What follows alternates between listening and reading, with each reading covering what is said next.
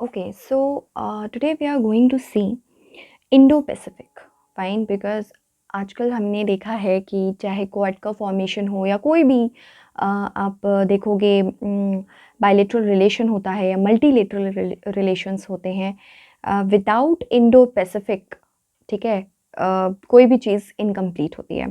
So let's see what it is all about Indo Pacific. ठीक है. First thing is that the region of Asia Pacific played an important part in the Cold War, fine, due to strategic formation of alliances. However, after the Cold War ended, Cold War end होता है with the disintegration of USSR in 1989. ठीक है.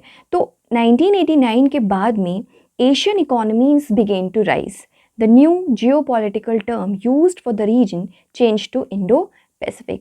जब Asian economies का rise शुरू होता है cold war के एंड के बाद में, तो फिर ये जो जिस रीजन को पहले सिर्फ एक एशिया पैसिफिक रीजन के नाम से जाना जाता था, उसको एक तो सिग्निफिकेंस देना शुरू हो गया बाय द वेस्टर्न वर्ल्ड. ठीक है. एंड इसको जो है इवेंचुअली इंडो पैसिफिक रीजन के नज़रिए से देखा जाने लगा. The term Indo Pacific refers to the maritime space stretching from the littorals of East Africa and West Asia across the Indian Ocean and Western Pacific Ocean to the littorals of East Asia. ठीक है. सो इसको आप map से देख लो. ये हमारा जो है ईस्ट अफ्रीकन, यहाँ से लेकर आप पूरा ये जो पूरा रीजन है, एक्चुअली ये जितने भी आपके एशियन कंट्रीज़ हैं, ठीक है, देन इंक्लूडिंग दिस पार्ट, ये पूरा रीजन, तो और ये ईस्टर्न चाइना इंक्लूडिंग दिस. ठीक है. सो ये पूरा रीजन जो है इंडो पैसिफिक रीजन में आता है. एक चीज़ हमें ध्यान में रखनी है कि अलग अलग जो कंट्री हैं उनके जो परसेप्शन है with respect to Indo Pacific region वो अलग अलग होते हैं. जैसे यूएसए का परसेप्शन जो है इंडो पैसिफिक रीजन के लिए अलग है देन फॉर ऑस्ट्रेलिया. ठीक है. उनके लिए इंडो पैसिफिक का मतलब कुछ और है. ठीक है. थोड़ा बहुत मतलब डिफरेंस जो है देखने को मिलता है. तो एक चीज़ हमें पता होनी चाहिए. लेकिन ब्रॉड टर्म में अगर हम ये देखें कि इंडिया क्या कंसिडर करता है, कौन से रीजन को इंडो पैसिफिक कंसिडर करता है, तो वो ये वाला पूरा रीजन है. ठीक है. सी ग्लोबल सिग्निफिकेंस की बात करते हैं ऑफ इंडो पैसिफिक रीजन. ठीक है. पहली चीज़ mineral resources. Maritime territories have also emerged as depositories of vital resources ranging from कौन से मतलब resources की बात करें तो ranging from fish stocks to minerals and offshore oil and gas. ठीक है. The South China Sea, for instance, is estimated to hold around 10% of the global catch of fish. South China Sea में around 10% जो है global जो catch है fish का वो available है, as well as 11 billion barrels of oil and 190 trillion of gas. जो भी है ये डेटा याद रखने की ज़रूरत नहीं है, बट सी दैट्स वाई जो चाइना है it keeps on asserting its hold on the South China Sea. Time and again वो अपने आप को वहाँ पे एजर्ट करता रहता है क्योंकि चाइना जानता है कि उसकी मिनरल रिसोर्सेज कितनी ज़्यादा हैं. ठीक है. सेकेंड थिंग, हम इंडो पैसिफिक रीजन की बात कर रहे हैं. Apart from the mineral resources, global growth. According to a report of the Asian Development Bank, countries in the Indo Pacific produce over 60% of global GDP, making the region the largest single contributor to global growth. ठीक है. Third thing is trade and commerce. The region consists of many of the world's vital choke points for global commerce. जैसे कि strait of Malacca, इसकी location आपको पता होनी चाहिए. ठीक है. Which is very critical for the growth of world economy. The Indo Pacific region also stands at the intersection of international trade with around this much barrels of crude oil pass through annually and 40% of global exports come from the region. So see mineral resources के लिए important है global growth क्योंकि ये एक centre है. Actually देखा जाए तो पूरे वर्ल्ड की जो इकोनॉमिक ग्रोथ है ना वो यहीं से देखने को मिलती है. ठीक है. एंड ट्रेड एंड कॉमर्स हमने देख लिया. ग्लोबल सिग्निफिकेंस क्या है, क्यों अराउंड द वर्ल्ड कंट्रीज जो हैं इस इंडो पैसिफिक रीजन पे फोकस करती रहती हैं. ठीक है. अब हम ये देखते हैं कि इंडो पैसिफिक का इंडिया के लिए क्या सिग्निफिकेंस है. First is maritime trade. Pacific Islands are strategically significant from New Delhi's point of view as they sit astride important sea lines of communication. तो ये जो सी लाइन्स ऑफ कम्युनिकेशन है through which important maritime trade is conducted. ठीक है, अब देखो आप यहाँ पे आप देख लो एक बार, इधर पे आप देखोगे तो यहाँ पे आपकी स्ट्रेट ऑफ मलक्का है. ठीक है, अब ये वाला रीजन भी अगर हम इंडो पैसिफिक में इंक्लूड करते हैं ये वाला रीजन, तो यहाँ पे आप देखोगे यहाँ पे आपकी बबले मंदाब स्ट्रेट है और यहाँ पे आपकी स्ट्रेट ऑफ हॉर्मुज है. ठीक है, तीनों ही एक्चुअली मैरीटाइम ट्रेड के लिए इंडिया के कंटेक्स्ट में बहुत ज़्यादा इंपॉर्टेंट है. ठीक है, तो ये जो सी लाइन्स ऑफ कम्युनिकेशन की बात करी गई है तो वो यहीं से आती हैं, इनका मतलब ये है. ठीक है, तो India has been going slow on RCEP negotiation. अब तो खैर इंडिया ने RCEP नेगोशिएशंस मतलब RCEP से विड्रॉ ही कर लिया है. क्यों? क्योंकि वहाँ पे चाइना की प्रेजेंस है और इस वजह से इंडिया हमेशा से एक्चुअली चाइनीज़ प्रेजेंस की वजह से इंडिया RCEP के अपने जो भी प्रोग्रेशन हुए RCEP में उसमें स्लो ही रहा काफ़ी. ठीक है, हमारा चाइना के साथ में लास्ट ईयर जो था ट्रेड डेफिसिट था $60 बिलियन के around. But this post pandemic कह लो या पोस्ट लॉकडाउन आप कह सकते हो, हमारा ट्रेड डेफिसिट इंडिया चाइना के साथ में कम हुआ है. It's around actually $40 billion now because हमने काफ़ी ज़्यादा चाइना के साथ में चाइना नॉट ओनली हमने चाइना की एप्स पे बैन लगाए हैं, FDI जो चाइना से आता है उस पर भी, एंड जो हमारे इम्पोर्ट है चाइनीज़ प्रोडक्ट्स का वो थोड़ा कम हुआ है. ठीक है, तो और ऊपर से जो इंडिया का खुद का एक self reliant goods and services के लिए जो मूवमेंट स्टार्ट हुआ है इस सब की वजह से. एनीवेज, तो मैरीटाइम ट्रेड के अलावा इंडो पैसिफिक इंडिया के लिए क्यों इंपॉर्टेंट है वो है second reason is connectivity. Freedom of navigation and openness of sea lanes which extend from East Africa to west coast of North and South America will enhance connectivity. ASEAN resides at the connecting point of the Indian Ocean and the Pacific Ocean. और जो ये Asian islands थे, ठीक है, जो हमने अभी map में देखे थे, वो एक्चुअली एक तरीके के ना बीच में सेंट्रल पॉइंट प्रोवाइड करते हैं पैसिफिक और इंडियन ओशन के बीच में. तीसरी चीज़ infrastructure. US, India and Japan are working together to finance sustainable and community-driven infrastructure projects. एक प्रोजेक्ट भी है which is Blue Dot project. Blue Dot इन लोगों का एक प्रोजेक्ट है जिसमें कि ये लोग जो भी कंट्री स्पेसिफिक इंफ्रास्ट्रक्चर प्रोजेक्ट्स होते हैं उन्हें ब्लू डॉट सर्टिफिकेशंस वगैरह प्रोवाइड करते हैं. ठीक है, जिसके बेसिस पे बाकी लोग बाकी कंट्रीज़ या बाकी जो कंपनीज हैं उनमें इन्वेस्ट कर सकती हैं. It's a kind of infrastructure certification process. So इसमें US, इंडिया एंड जापान जो है ये वर्क कर रहे हैं and which is vital to the development of the region also. Fine. So next हम बात कर लेते हैं. तो हमने एक्चुअली देख लिया कि इंडिया के लिए इंडो पैसिफिक जो रीजन है इसकी क्या सिग्निफिकेंस है. ठीक है, नेक्स्ट है इंडो पैसिफिक की जब बात करते हैं आप तो उसमें अगर चाइना के बारे में बात ना करूं तो फिर वो मतलब कोई मतलब नहीं रह जाता है. ठीक है, तो हमें ये जानना सबसे पहले ज़रूरी है कि what are the threats that are posed by the China in the Indo Pacific region. Fine. So see, China is a power player in international diplomacy and it threatens the political order in the region. ठीक है, ये जितना भी political order इस region में है उसको threaten करता है. China is asserting itself in the Indo-Pacific region by supplying military equipment to Bangladesh, Thailand, Myanmar, Sri Lanka etcetera. एक तरीके से आप देखोगे तो चाइना अपने आप को इंडो पैसिफिक रीजन में भी एजर्ट कर रहा है. किस तरीके से? एक तो ये कंट्रीज़ को जो है मिलिट्री इक्विपमेंट सप्लाई कर रहा है. चाइना क्लेम करता है that they are rising in a peaceful way. However, they fail to address the concerns of regional countries emerging out of a lack of transparency in their functioning. One doesn't know what will be the next move of China. हमें नहीं पता कि China जिस तरीके की military deals जो हैं India के नेबर्स के साथ कर रहा है या बाकी जो कंट्रीज़ हैं इंडो पैसिफिक रीजन में उनके साथ में कर रहा है, उसके पीछे उसमें कौन सी कंडीशंस इन्वॉल्व हैं. We don't know that. Okay, so क्योंकि कोई ट्रांसपेरेंसी नहीं है उन डील्स में. एक तो ये चीज़ है. Then China is also accused of colonizing the region as illustrated by the rising debts of those countries which took loans from China. China की जो ये डेप्ट ट्रैप डिप्लोमेसी है जिसमें कि ये कंट्रीज़ को लोन देता है, इनिशियली लोन देता है, फिर वो जो कंट्रीज़ होती हैं वो एक्चुअली एक तरीके के ना डेप्ट ट्रैप में फंसती चली जाती हैं चाइना के साथ में, जो उनका जो डेप्ट है ना कभी उतार ही नहीं पाते हैं वो, और उनको चाइना की कंडीशंस जो हैं एक्चुअली फुलफिल करनी पड़ती हैं। और इसके अगेंस्ट जो श्रीलंका में हम्बनटोटा जो पोर्ट है वो चाइना डेवलप कर रहा था, तो वहाँ के लोकल्स ने एक्चुअली कंसर्न्स रेज करना शुरू कर दिया। चाइना यहाँ पे एक स्ट्रैटेजिकली इम्पॉर्टेंट पोर्ट को एक्चुअली फंड कर रहा था, ठीक है।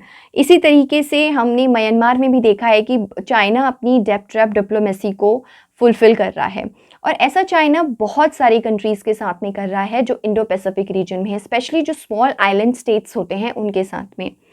Chinese policy is popular for uncertainty and swinging from one extreme to another, as evident from their slogan, "Let 100 flowers bloom," followed by a cultural revolution. 2012 में स्कैरबोरो जो शोल है south China Sea में, वो चाइना ने इन्वेड किया and barricaded by China in spite of Philippines claims and US demarche diplomatic move against it. See Philippines ने इसके against जो है वॉइस भी रेज की थी, ठीक है, एंड यूएस ने भी इसके अगेंस्ट बोला था, लेकिन तब भी चाइना ने इस आइलैंड को इन्वेड किया, ठीक है, इस शोल को इन्वेड किया एंड यहाँ पे बैरिकेडिंग भी की। But the Chinese didn't budge and still controls the shoal, posing with hegemonic threat. And अभी recently चाइना की कुछ जो आई थिंक फाइटर जेट्स वगैरह जो हैं वो ताइवान के ऊपर भी देखे गए, एंड चाइना ने ये क्लियरली बोला दैट अगर Taiwan, if Taiwan wants independence then it means a war, ठीक है। सो in this way China is asserting itself in the Indo-Pacific region, fine, so that's why China is a threat especially for India in the Indo-Pacific region, ठीक है।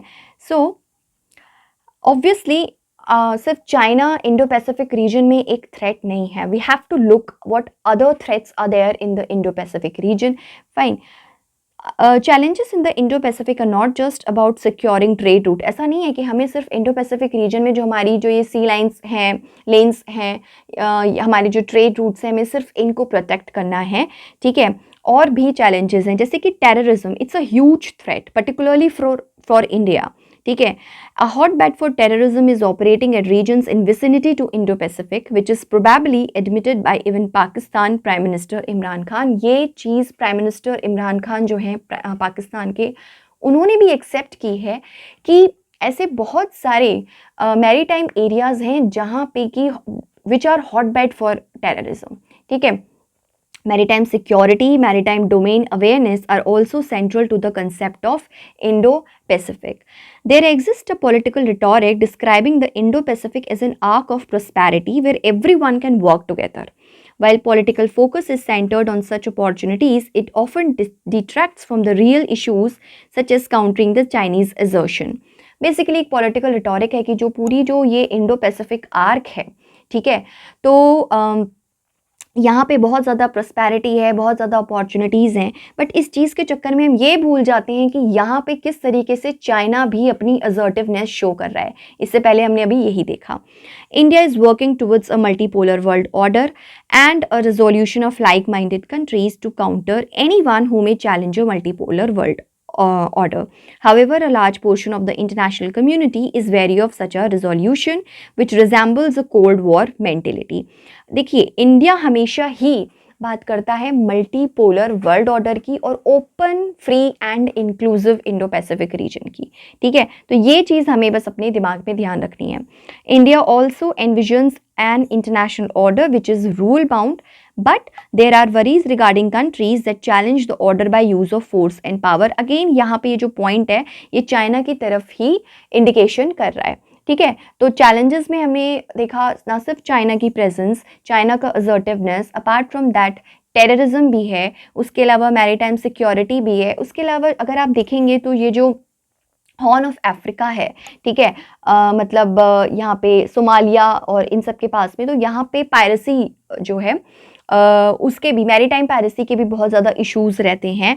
And apart from that जो हमारा जो एक vision है multipolar world order establish करने का, अगर इसी तरीके से कोई एक कंट्री वहाँ पे अपनी असर्टिवनेस शो करता रहेगा एक पर्टिकुलर रीजन में, तो वो जो विजन है ना मल्टीपोलर वर्ल्ड ऑर्डर का, एंड साथ ही में जो हम चाहते हैं कि भाई इंडो पैसिफिक रीजन जो है एक पीसफुल रीजन रहे, जहाँ पे फ्रीडम ऑफ नेविगेशन रहे, वो जो ओपन रहे और इंक्लूसिव रहे, जिससे सबका डेवलपमेंट हो, तो वो नहीं हो पाएगा।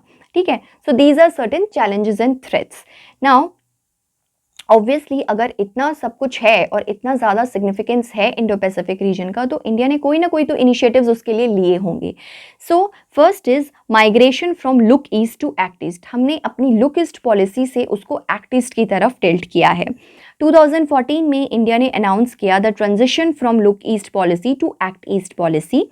A key element of Act East policy is that India has started internationalizing disputes in the Indo-Pacific region to put psychological pressure on irritants, for example, mentioning the South China Sea dispute in bilateral India-US statement. See, सबसे important जो चीज़ India ने इस act East policy में अपनी की, वो ये करी कि जो भी पहले जो भी इश्यूज इंडो पैसिफिक रीजन में होते थे, इंडिया उसे इंटरनेशनलाइज करने की कोशिश नहीं करता था, ग्लोबल प्लेटफॉर्म पे लाने की कोशिश नहीं करता था। ठीक है, but after adopting this act East policy, India ने जब इंडो यूएस बायलैटरल टॉक्स हुई थी, तो उसमें भी इस साउथ चाइना सी के बारे में जो है डिस्कस किया था। That means India is trying to internationalise the Indo Pacific issue as well in order to garner attention towards the Chinese assertiveness in the Indo Pacific region. Now second is strengthening ties with Pacific island countries. ठीक है, ये एक नया element है India की Act East policy का, that has been the extension of India's Look East policy beyond the ASEAN. हमने beyond the Asian जो है, जो छोटे छोटे आइलैंड्स हैं, जैसे मार्शल आइलैंड्स हैं, ठीक है, एंड सोलोमन आइलैंड्स, तो बहुत सारे यहाँ पे आप देखोगे कि पैसिफिक आइलैंड्स में बहुत छोटे छोटे आइलैंड्स हैं। इंडिया ने अपने आप को वहाँ तक एक्सटेंड करने की कोशिश की है। ठीक है, with emphasis on strengthening ties with 14 Pacific Island countries like Fiji, Papua New Guinea, Kiribati, Cook Island, etc. ठीक है, third thing is Indo Pacific wing. India ने एक इंडो पैसिफिक विंग एस्टेब्लिश किया है in the Ministry of External Affairs in April 2019. So this establishes the significance of Indo Pacific region for India, how much important Indo Pacific region is for India, that we have establish in separate Indo Pacific wing within the external affairs ministry. Revamp naval infrastructure. India is also seeking to upgrade the naval facility in Andaman and Nicobar Islands, which will later become India's naval outpost to reach Southeast Asia and beyond to the Pacific. Fine. Apart from that, see, these initiatives are very important because mains पे direct questions पूछे जाते हैं. Write down, like discuss or anything. Discuss the significance of Indo-Pacific region and list out or give some initiatives given by taken by the India. ठीक है, तो ये सारी चीज़ें से क्वेश्चन की फॉर्मेट कुछ भी हो सकती है, but what I am trying to tell you is that these initiatives you must know. ठीक है, then regional forums membership. India ने मेंबरशिप ले रखी है रीजनल फोरम्स में. ठीक है, जैसे बिम्स्टेक है, Mekong Ganga cooperation, Bangladesh China India Myanmar forum, ठीक है, इंडियन ओशन रिम एसोसिएशन वगैरह, ये सब जो हैं. उसके बाद में सिक्योरिटी इंटरैक्शंस, जैसे कि जो क्वाड है, it is for the leaders of the 4 nations to promote for trade and defence cooperation across a stretch of ocean from South China Sea across the Indian Ocean and all the way to Africa. ठीक है, तो it was aimed at countering China's aggressiveness maritime expansion under its BRI. Although ये official objective तो नहीं है quad का कि हम काउंटर करेंगे चाइना की एग्रेसिवनेस को, बट हाँ, हम फिर भी अनऑफिशियली तो यही कहा जाता है, जो स्ट्रैटेजिस्ट होते हैं वो यही बोलते हैं कि क्वाड जो है वो एक्चुअली चाइना के बेल्ट रोड इनिशिएटिव को काउंटर करने के लिए और चाइना की असर्टिवनेस को काउंटर करने के लिए बना है. Then India Australia in 2017, when Australian PM visited India, both the sides decided to strengthen naval cooperation in the Indo-Pacific and work jointly for ensuring a legal maritime order and freedom of navigation. तो India Australia देख लिया. India Africa की partnership भी काफ़ी ज़्यादा increase हो रही है, जैसे कि इंडिया अफ्रीका फोरम समिट्स हैं. इंडिया जापान की बात करें तो India and Japan have been gradually building on it by participating in each other's maritime think tanks. India and Japanese navies भी मल्टीलेटरल एक्सरसाइजेज में भी पार्ट लेती हैं, जैसे कि मालाबार जो एक्सरसाइजेज होती हैं, बायलेटरल एक्सरसाइजेज भी होती हैं इंडिया जापान के बीच में। तो ये कुछ इनिशिएटिव्स हैं जो इंडिया ने इंडो पैसिफिक रीजन में लिए हैं, considering the significance that the region is having for India. Okay, now we will see the challenges. What are the challenges for India?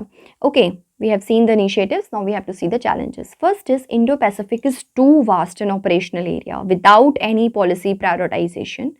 Indeed, the Indian Navy does not view this extended maritime realm of the Indo-Pacific as the domain of its strategic priority. See, हमने ये कहा तो है कि भाई ये Australia है, ठीक है, और यहाँ पे ये छोटे छोटे आइलैंड्स हैं, इधर यहाँ पे ये चाइना आ गया और ये थोड़ा सा इंडिया हो गया। बट हम फिर भी हमने ये कहा है कि हम लोग इंडो पैसिफिक रीजन पे अपनी प्रायोरिटी रखेंगे और नेवल जो है स्ट्रेंथनिंग करेंगे और ये सब चीज़ें। बट फिर भी जो इंडियन नेवी है वो बहुत ज़्यादा जो एक्सटेंडेड मैरीटाइम है, मतलब ये जो पैसिफिक आइलैंड्स हैं और जो सेंट्रल पैसिफिक है, वहाँ तक अपनी स्ट्रैटेजिक प्रायोरिटी उतना समझती नहीं है, बिकॉज इंडो पैसिफिक रीजन बहुत ज़्यादा वास्ट है। ठीक है, तो पहला चैलेंज तो ये हो जाता है, वास्टनेस जो है इस रीजन की। Second thing is कि India has little defense and security leverage in littoral and island states. This acts as a disincentive for India to extend its reach in South China Sea or broader Pacific Ocean. Second चीज़ ये हो जाती है कि जो littoral और जो ये लिटोरल मतलब जो ये बिल्कुल कोस्टल जो कंट्रीज़ होती हैं और ये जो आइलैंड स्टेट्स हैं, वहाँ पे इंडिया की जो डिफेंस है और सिक्योरिटी उसके पास उतनी ना लेवरेज नहीं है अभी के लिए, for the time being. Although India उसमें काफ़ी ज़्यादा स्टेप्स ले रहा है, तो ये एक तरीके का डिसइंसेंटिव का काम करता है कि इंडिया जो है साउथ चाइना सी तक पहुँच पाए। जिस तरीके से चाइना इंडियन ओशन में अपनी असर्टिवनेस दिखा रहा है, भाई इंडिया भी जो चाइना का मतलब बिल्कुल फ्रंट यार्ड है साउथ चाइना सी, वहाँ पे जाकर अपनी असर्टिवनेस दिखा पाए, या बिल्कुल जो ब्रॉडर पैसिफिक ओशन है वहाँ तक पहुँच पाए। ठीक है, ये चीज़ है।